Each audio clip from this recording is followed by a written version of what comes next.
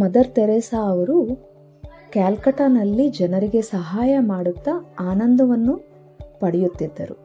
ಅವರು ಬುದ್ಧಿವಂತಿಕೆ ಇರುವ ಮಹಿಳೆ. ಅವರು ಧ್ಯಾನ ಹೇಳಿಕೊಡಲಿಲ್ಲ ಯಾರಿಗೂ ಕೂಡ, ಆದರೆ ತುಂಬ ಜನ ಅವರನ್ನು ಅನುಸರಿಸಿದರು. ಅವರೆಲ್ಲರಿಗೂ ಕೂಡ ಬೇರೆಯವರಿಗೆ ಸಹಾಯ ಮಾಡೋದು ತುಂಬ ಇಷ್ಟ. ಜ್ಞಾನ ಪಡೆಯೋದಕ್ಕೆ ಅನೇಕ ಮೂಲಗಳಿದೆ.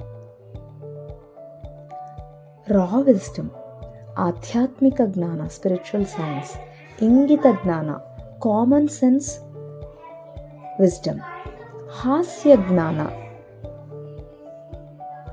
ಅಂದರೆ ಹ್ಯೂಮರಸ್ ವಿಸ್ಡಮ್, ವೈಜ್ಞಾನಿಕ ಜ್ಞಾನ ಅಂದರೆ ಸೈಂಟಿಫಿಕ್ ವಿಸ್ಡಮ್.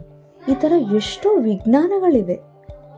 ನೀವು ಬುದ್ಧಿವಂತಿಕೆಯ ಅಭ್ಯರ್ಥಿಯಾಗಿದ್ದರೆ ನೀವು ಯಾವುದೇ ಮೂಲದಿಂದ ಬುದ್ಧಿವಂತಿಕೆಯನ್ನು ಪಡೆಯಬಹುದು. ಬಹಳಷ್ಟು ಮೂಲಗಳಿಂದ ನಾವು ಜ್ಞಾನವನ್ನು ಪಡೆಯಬಹುದು. ಒಂದು ನಾಯಿಯನ್ನು ನೋಡಿ ನಾವು ಕಲಿಯಬಹುದು.